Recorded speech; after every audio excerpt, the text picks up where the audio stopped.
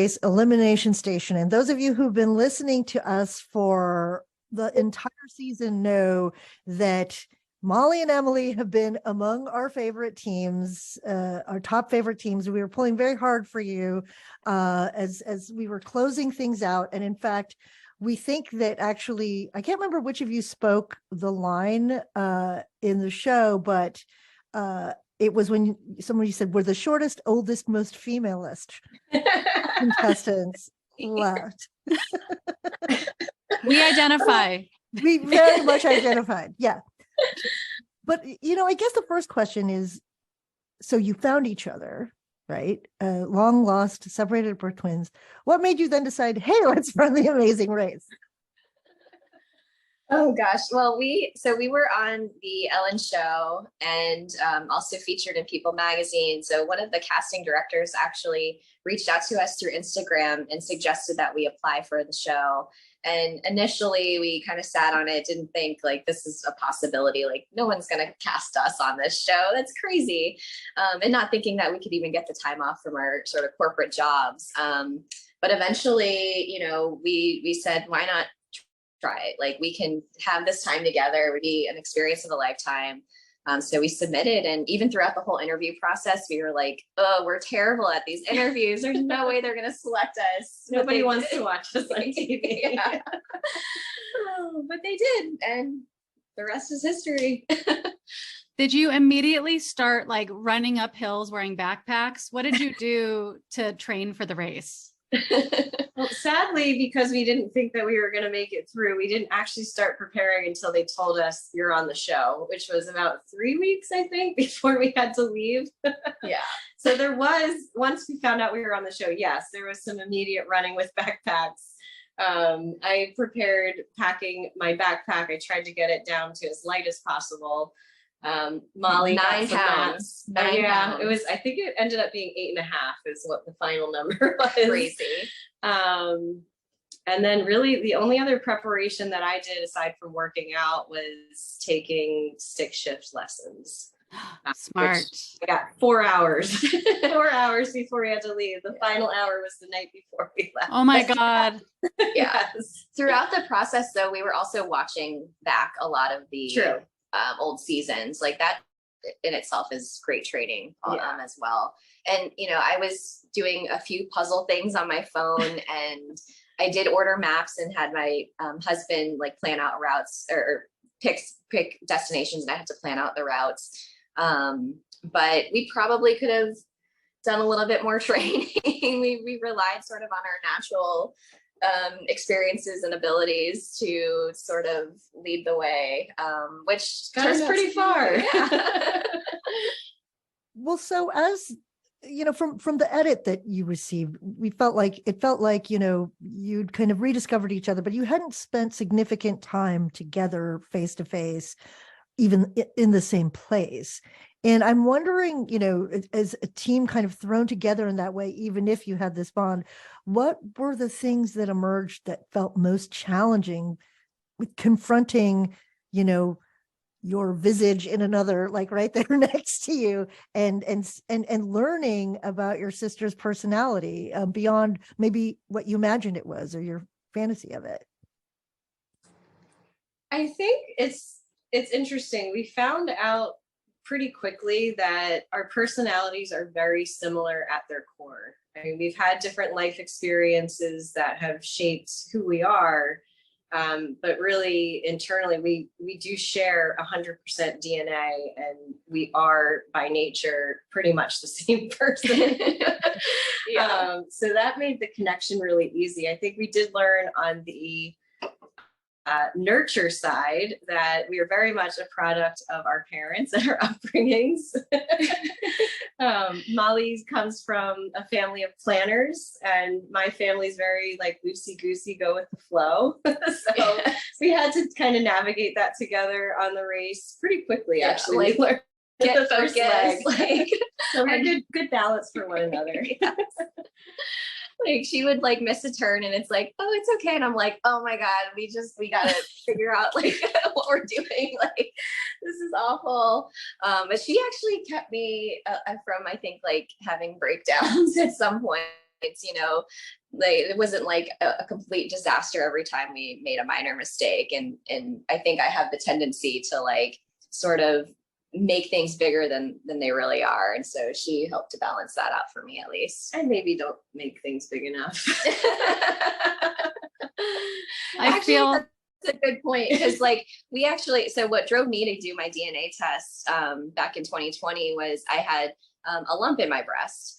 And I went to go get it checked out. And I was like, you know what, I should probably do, you know, get some sort of health history now that it's available. And I'm telling her about this, you know, a couple of months after we meet. She's like, oh, I had that same lump, but I just ignored it. I was like, what? Bless you. To be fair, it was sort of like a sensitive lump that would kind of come and go. It was very cyclical. So based on my research, it wasn't anything to be worried about. That is a true contrast in personalities, I believe. Nicole, you were about to ask something. Can't remember what I was going to say. Karen, I was going to say it would be kind of like if you and I went on the race and you're a Virgo and you would be planning everything and I'm a Sagittarius and I'd be like, oh, we missed the turn. Yeah. No, for sure. I'm the one that would come with like an abscess and be like, I didn't get it checked out.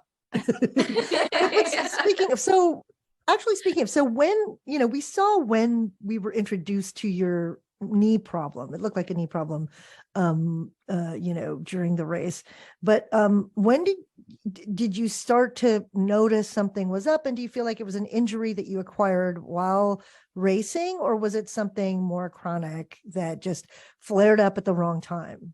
Yeah, the injury all started with torn muscle fibers in my quad and my right leg. So I think a lot of people, a lot of the audience forgot this, but in Jordan, when we ended Petra, I found out that I had torn my muscle fibers. The medic team, they felt my muscle and they said, oh, you know, touch here. I'm like, oh yeah, there's like nothing there. Ow. So I was nursing the torn muscle and overcompensating on my left leg. And the runs after that were downhill, cobblestone, sand, you know, different surfaces. And I think just eventually my knee gave over time and I ended up with a stress fracture in my tibia. So it was progressive. And then when I got home, actually from the race, I found out that I had a fracture in my right tibia as well. So I was overcompensating then on my right side for my left leg and ended up with 2 fractures.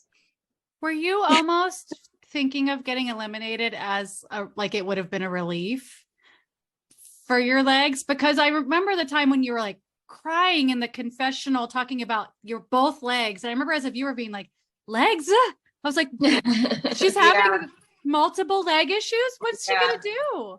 My legs are really tired in Iceland. We started out that leg on the helicopter ride, which I was very grateful for, but then they landed us on this glacier and we had to ice walk, you know, downhill to get to the climbing wall. And then it was a really long, far distance to get to the cars in these very uncomfortable, like no cushion, thick-soled crampon mountaineering shoes.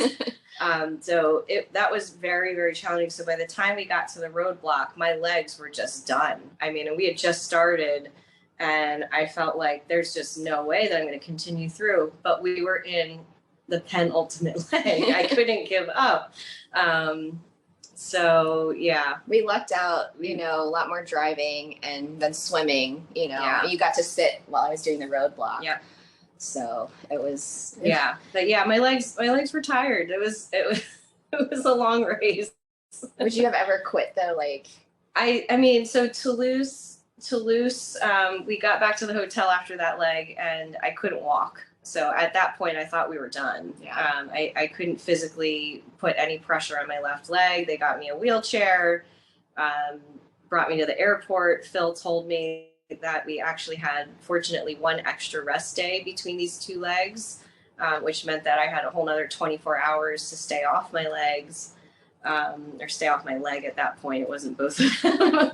And, you know, I had round the clock care. Molly was taking care of me. She had me on a strict regimen of anti-inflammatories and icing. She And wouldn't rest. let me get up unless I had to go to the bathroom, which was very difficult. I don't like to sit still. But I was able to get into a stable enough, spot to continue racing. But I really did think that we were going to have to tap out at that point. Wow. And then to wind up in second place like that's and to have a real shot actually at winning is pretty remarkable. I wanted to ask you both about, the embrace from the Korean American, the Korean community.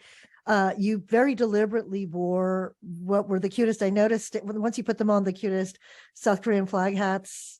The white, very, very designy, right? Because all stark white and then the little flag on it. And you formed the double heart, that you formed a single heart with your hand gestures. And I just wondered, what are some of the most kind of surprising things that have emerged in your story, especially on The Amazing Race, from the Korean American and Korean communities? Yeah, I mean, we started to explore more once we discovered one another about our adoption and started connecting to Korean American adoptees and as well as other adoptees that are either transracial or still domestic.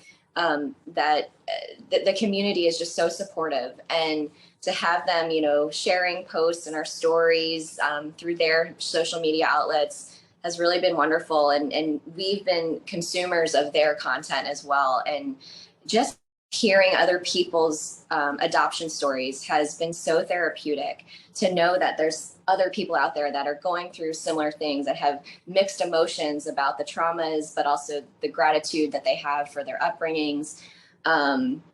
It's just been a wonderful way for us to sort of deep dive into something that we never even considered before we met. And the race, gives a reason for them to cheer and feel like they're represented on television, which I don't remember, seeing that really growing up. Nicole. That's really beautiful. Well, what's next for you two? Where do you live? How will you stay in each other's lives? What's next? So I live outside of Philadelphia, Pennsylvania, and Molly is in West Palm Beach. I'm sorry, not West Palm, in Palm Beach Gardens, right here in Florida. So fortunately for us, it's not too difficult. A plane ride is, 2 hours, Two and a half, two and a half hour plane ride away. We definitely got the opportunity to see one another a lot more during our first year and a half of knowing one another. But we have to make sure and carve out some time to connect moving forward, because life has just gotten in the way. It's very busy, just living the day to day. So I think it's, sorry, I'm tripping over my words.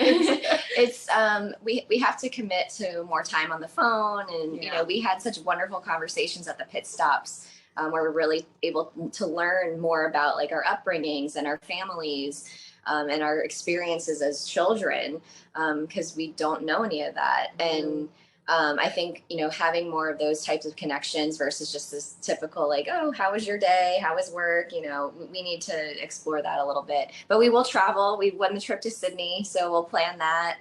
Obviously, we'll go to Korea. South Korea together. Hopefully 2024. Yeah. Yeah. Amazing. We'd love to suggest that you build a duplex with your second place prize money. And where your family can draw straws where who gets to choose the city, and then make a whole new reality show about that. In any case, well, hopefully maybe they'll ask you back on The Amazing Race. Would you do it if they did? Oh yeah, absolutely. We need redemption. Gotta get her muscles and knees and bones in shape, and we'll be back, hopefully. Well, go ahead, Nicole. I'm going to take a picture of us, Karen. You can wave us off.